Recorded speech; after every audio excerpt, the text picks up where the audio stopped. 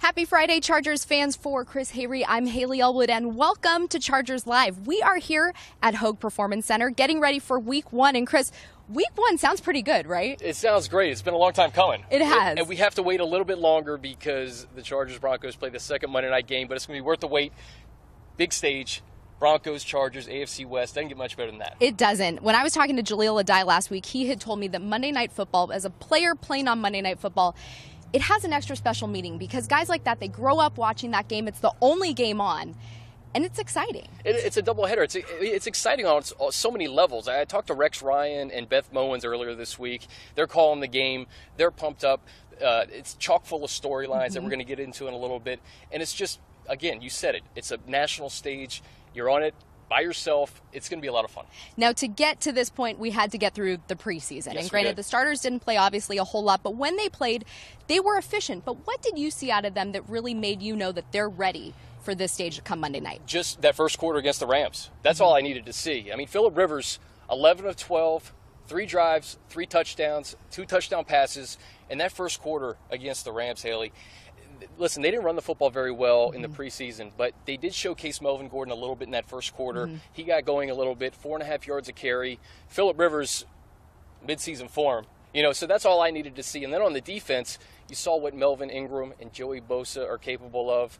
Just big plays all around, and I think that's going to carry over into Monday night, and that's just a big reason why we're so excited. So it's Monday. It's all about Monday, and granted, we'd mentioned this before, but the Chargers are playing the Denver Broncos. It's the second straight year. They will open against a divisional rival. Kind of a little added oomph there, right? Oh, definitely. I mean, listen, this is a team that's 2 years removed from winning the Super Bowl, the Denver Broncos. They have arguably the best secondary in the NFL with Talib and Roby and Chris Harris Jr.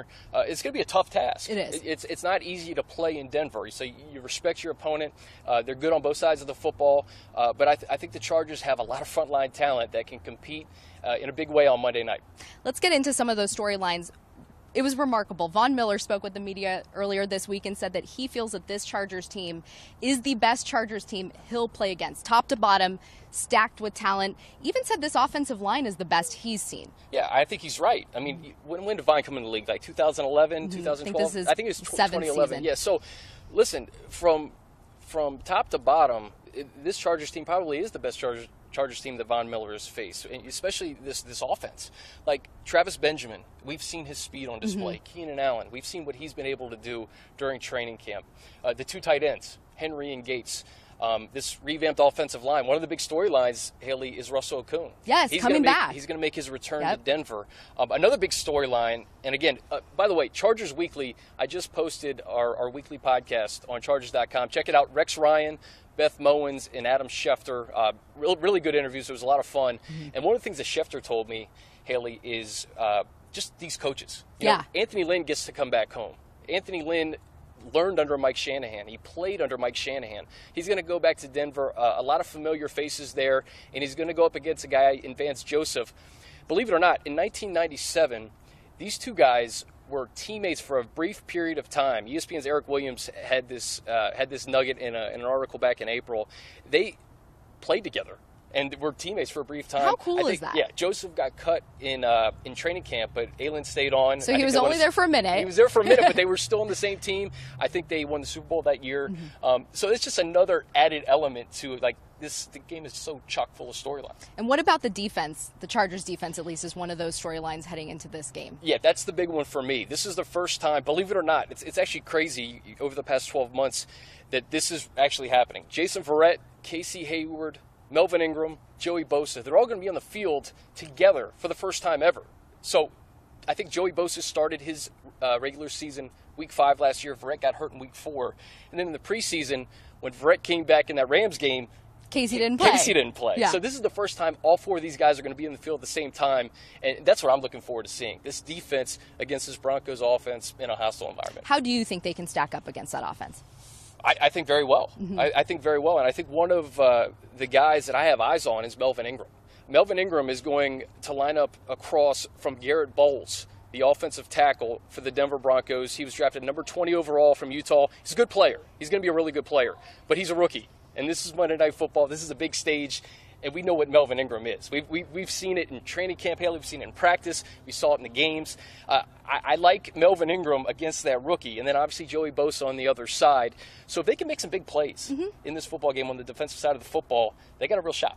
One of obviously also the biggest storylines is Mike McCoy, Chargers coach for the past 4 years, going back to his position with the Broncos. Absolutely. That's another storyline. You have McCoy, who actually was the offensive coordinator in Denver before his time with the Chargers. So he's back on the other side.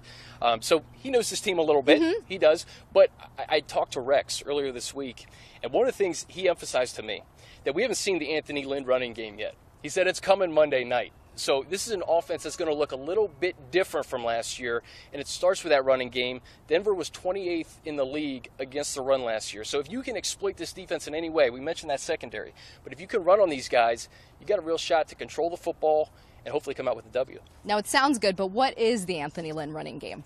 Well, he said, so I asked Rex, I said they showcased Melvin Gordon in that Rams game. He got 4.5 yards a pop. He goes, that wasn't the A-Lynn offense. He goes, A-Lynn was 5 yards plus a pop. So Beth Mowins also mentioned that A-Lynn is going to try to get some of these run plays from Wisconsin that Melvin Gordon is familiar with. So that was an interesting nugget. I look forward to seeing how they come out and how this offense looks. Hey, they look sharp throwing the football. We know what they can do with the football. But running the football, I want to see that on Monday night. So now you obviously talked about Melvin Ingram versus Garrett Bowles, but let's get into the game a little bit more. What are some matchups you're looking at? Ooh, well, I mentioned the Ingram Bowles. I really have eyes on that. I think the tight ends are going to play a big role in this football game. Listen, we mentioned Talib and Harris and Roby. Keenan Allen's going to make plays regardless. I think Travis Benjamin, his speed is going to be on display. Tyrell Williams, he led the team in receiving yards. So, but they have a tough matchup.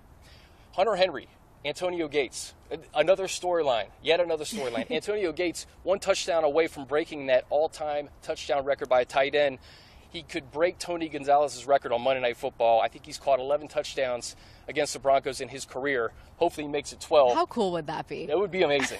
It would be amazing. But the other guy to have eyes on, I'm telling you, is Hunter Henry. He had 6 catches, 83 yards, and a touchdown last year against the Broncos on that Thursday night game in San Diego. So it's one of those things where if the Chargers can get and exploit matchups with those tight ends, with that secondary, kind of locking up the receivers, hey, that's another way to try to get a W. Now, obviously, this is a divisional game, but with Kansas City winning last night against the Patriots, is there any added pressure to come out of Denver with the win so you don't fall too behind in division? Yeah, you know what? I don't think the guys are probably worried about that so much. You know, they're focused on the Broncos. They got to just take care of what's in front of them. KC looked good last night, though, and you don't want to lose to a divisional opponent on the road, drop to 0-1. Broncos would be 1-0, the Chiefs would be 1-0, if the Raiders play the Titans. So we'll see. But again, you want to take care of your division games, especially on the road. And then you have the Dolphins coming in. The Dolphins, well, this will actually be their home or their season opener in week 2 against the Chargers. So that's another kind of wrinkle to this week 1. But I think these guys are just focused on Denver. You got to win in Denver. You do. Now, as far as players you're keeping your eye on, I am keeping my eye on Keenan Allen, and I think a lot of Charger fans are too. He's back. With good reason he's back. He's looked sharp all training camp. He connected with Phillips so many times in that Rams game. They look like they haven't missed a step, but now it counts. Now it's the real thing. It does. It counts. And he I don't know who's going to be locked up on, right? Whether it's Harris or Talib, but Keenan Allen has looked amazing. Yeah. And I tell you this, if he stays healthy, he's going to catch a lot of balls in this offense. He's going to catch a lot of balls, 90 balls maybe. You know, Tyrell Williams, another guy that you kind of forget about because Keenan Allen's back and Gates and Henry. And then Travis Benjamin. I'm telling you, Travis Benjamin is the X factor in this offense because of his speed. You always have to account for him on the field. I liken it to what the Bucs have done with Deshaun Jackson and Mike Evans. Deshaun Jackson was brought in to stretch the field, to open up things for Mike Evans and tight ends. And I think that's what Travis Benjamin can provide for the Chargers. Now, eyes are all on Denver, but what are the keys to victory to coming out of that stadium with a win on Monday? You got to take care of the football. Yes. You got to take care of the football. The Chargers were last in turnovers last year. They turned the ball over way too much. You can't do that on the road. So if they can play a clean game, no interceptions, no fumbles, that's going to go a long way. And then just controlling the ball and running the ball. I mentioned the Broncos having some problems against the run last year. If Melvin Gordon can get going and you can control time of possession on the road, that's a big indicator in whether or not you're going to win. Denver is obviously a very hostile environment, but how does the team use that to their advantage and maybe gain some momentum? Well, I think on defense. I think it's going to come down to a big play on D. And we saw, listen, whether it was Bosa's strip sack, we've seen big plays in training camp from this defense throughout August. If they can provide a big one, and I mentioned those 4 guys being on the field together at the same time, whether it's a Casey Hayward interception or a Jason Verrett interception or a strip sack by Ingram or Bosa, that can be a play that shifts momentum and gets it on the Chargers' side. Because, like you said, this is a very tough place to play. It is. You need to have one of those momentum-changing plays to kind of get things going. What are you looking for in Joey Bosa in year 2? A lot of sacks.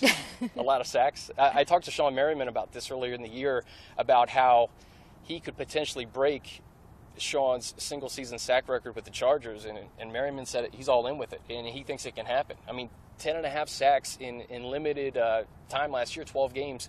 Bosa has the potential, and if you can get a couple Monday night, hey, all the better. All right, well, we are excited. Charger fans, thank you for joining us here on Chargers Live. Now, the great news is after this Denver game, the team is home for 3 straight weeks. There are single game tickets available, so be sure to visit chargers.com/tickets for more information on those.